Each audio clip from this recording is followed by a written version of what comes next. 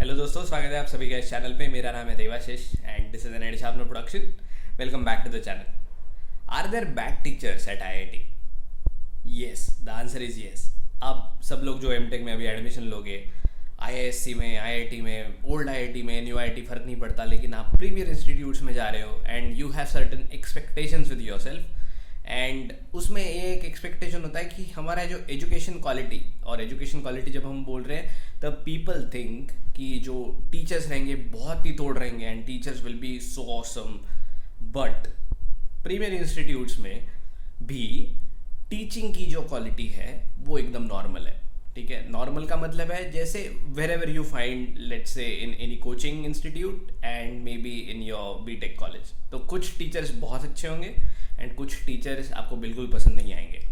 इसका कारण भी एक बहुत इंपॉर्टेंट है, क्योंकि आईआईटीज़ जो है इसमें अगर आप देखो percentage of PG students and UG students, तो पीजी स्टूडेंट्स की संख्या 60% है और यूजी स्टूडेंट्स की संख्या 40% है। इसका मतलब ये हुआ कि आईआईटीज़ बेसिकली रिसर्च इंस्टीट्यूट्स है, ना कि टीचिंग इंस्टीट्यूट्स। वो आपको इंजीनियरिंग पढ़ाने से ज़्यादा रिसर्च पे ज़्यादा फोकस कर रहे हैं।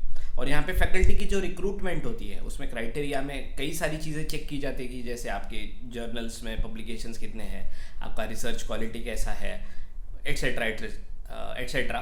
बट इसमें टीचिंग पे बहुत ज़्यादा टेस्टिंग नहीं की जाती। जब भी इंटरव्यूज़ भी होते होंगे एक्सपीरियंस देखा जाता है, लेकिन टीचिंग को आप जज नहीं कर सकते because teaching is an art.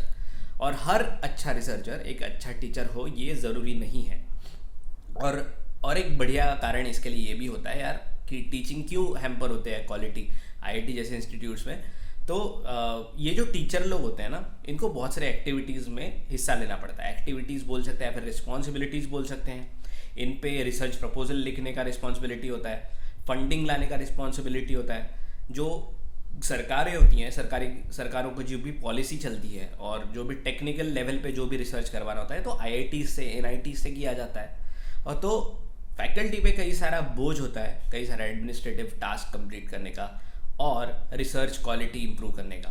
तो कई बार क्या होता है, ये टीचिंग पे इतना ध्यान नहीं दे पाते। और आप कुछ भी बोलो, टीचिंग के लिए थोड़ा सा समय देना पड़ता है। टीचिंग के लिए आपको लेक्चर प्रिपेयर करना होता है। आपको ये एज ए टीचर मैं ये जानता हूँ कि आपको ये देखना होता है कि यार कैसे आप एक कॉम्प्लेक्स चीज़ को बहुत सिंपल तरीके से बता पाओगे किसी को। तो इन्फॉर्मेशन देना किसी को बहुत सिंपल है कि पढ़ के या फिर प्रेजेंटेशन देके, बुक में से कुछ स्निपेट्स देके इन्फॉर्मेशन दे दी कि जो शायद मैंने पढ़ी है, बहुत 4 बुक्स पढ़ने के बाद मैंने इन्फॉर्मेशन कंपाइल की and then I give it to you.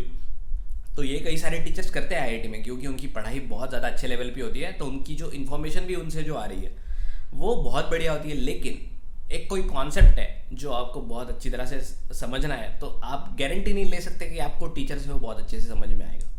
और ये सारा वीडियो मैं इसलिए बना रहा हूँ क्योंकि आपको जो पहले तो एक्सपेक्टेशन है वो क्लियर हो जाए कि नहीं भाई, अपने को पहले से अटेम्प्ट मारना पड़ेगा। So there will be few great teachers जिनके सिर्फ लेक्चर लगा के आपकी सारी पढ़ाई हो जाएगी।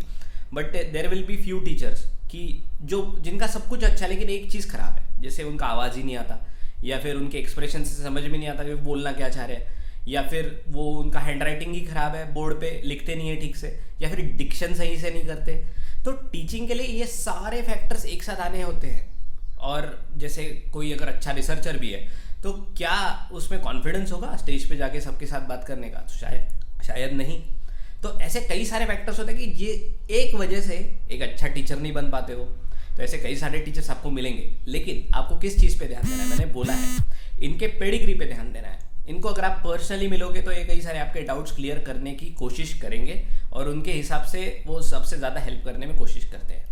और एक इंटरेस्टिंग चीज़ बता दो, अगर आपको कोई कॉन्सेप्ट नहीं समझ में आ रहा है आईआईटी जैसी जगह पे और आपको ये लग रहा है कि टीचिंग थोड़ी खराब जा रही है, तो उनके प्रोफेसर के अंडर के जो पीएचडी स्कॉलर्स है, पीएचडी स्कॉलर्स से सीखो।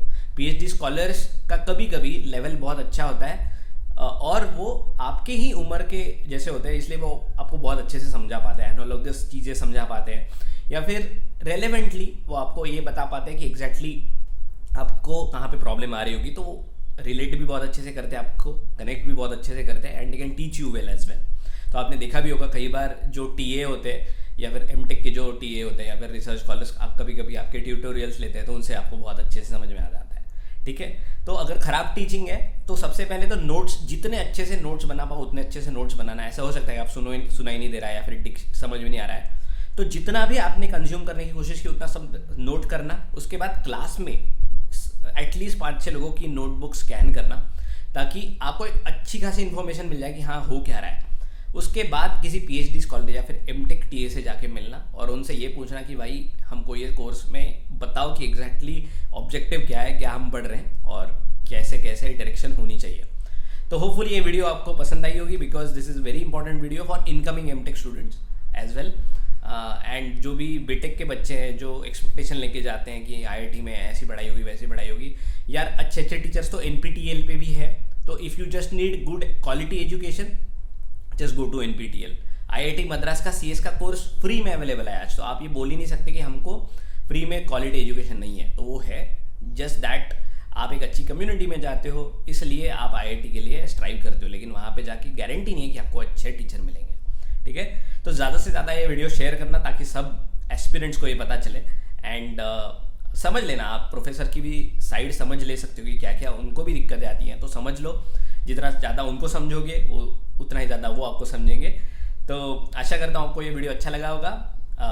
लाइक करोगे तो सबसे ज़्यादा पहुँचेगा, शेयर भी कर लेना। And if you haven't subscribe to the channel, subscribe please. मिलेंगे जल्दी ही एक नए वीडियो के साथ, तब तक के लिए ज्ञान भी रहिए। टाटा।